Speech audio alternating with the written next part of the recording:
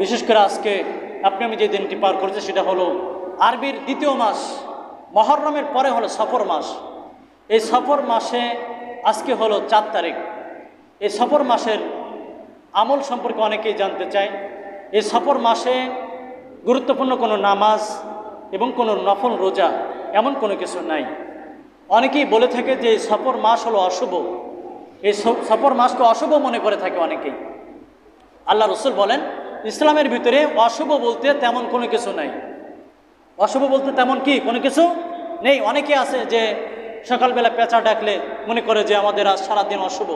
সকালবেলা বাড়ি থেকে বাইর হয়েছে কোথাও যাওয়ার জন্য, হঠাৎ করে চোখের সামনে রোডে দেখে কুকুর, তো বলে যে আজকের কাজটাই আমার অশুভ। কথা ঠিক কিনা? হাদিসের ভিতরে আসছে যে কোনো সৃষ্টি জীব এটা কোনো দিন অশুভ হতে পারে না। এই কোনো ব্যক্তি যদি এগুলোকে অশুভ মনে করে সে আল্লাহর সাথে শিরিক করলো। কি করলো? আল্লাহর সাথে শিরিক করলো, অংশীদার স্থাপন করলো। তো হাদিসের ভিতরে আসছে যে কোনো সৃষ্টি জীব কোনো দিন সে তার কোনো ক্ষমতা রাখে না, সে কোনো দিন ক্ষমতার অধিকারী নয়। যত দুনিয়ার জমিনে আল্লাহ সৃষ্টি আছে এগুলো কোনো দিন ক্ষমতার অধিকারী নয়। যিনি এগুলোকে সৃষ্টি করেছেন মহান আল্লাহ পাক রব্বুল আলামিন, তিনি হলে একমাত্র ক্ষমতার অধিকারী। কথা ঠিক কিনা? এই জন্য আমরা সর্বদা সে আল্লাহর হুকুম মেনে চলবো। এবং অশুভ বলতে ইসলামে তেমন কিছু নাই। কোনো জিনিসকে আমরা অশুভ মনে করব না, সবটাই শুভ মনে করব, ভালো মনে করব।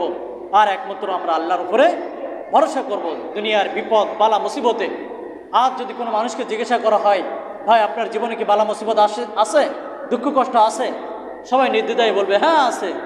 কেন বলবে? কারণ আজ আমরা ইসলাম থেকে দূরে। আজ আমরা কি থেকে দূরে?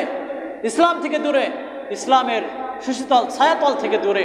আজ কোরআন থেকে আমরা দূরে, নবীর সুন্নাত থেকে দূরে, যেই কারণে আমাদের উপরে অশান্তি লেগেই আছে। এই জন্য সকলকে বিনীত অনুরোধ জানাবো, আসুন আমরা সকলেই ইসলামের সুশীতল ছায়াতলে আসি।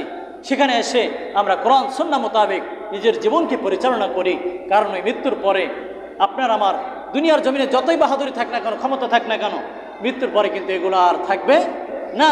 ওই কবরে আপনার আমার একমাত্র সওয়াল জবাব হবে। সেখানে কিন্তু আপনার আমার নেক আমল কাজে লাগবে। কে কাজে লাগবে? নেক আমল। এই জন্য আল্লাহ পাক রব্বুল আলামিন আমাদের সকলকে ওই কবরে যাওয়ার আগে দুনিয়ার জমিন থেকে নেক আমল নিয়ে কবরে যাওয়ার তৌফিক দান করুক। সকলে বলে আমিন। আসসালামু আলাইকুম ওয়া রাহমাতুল্লাহি তাআলা ওয়া বারাকাতুহু।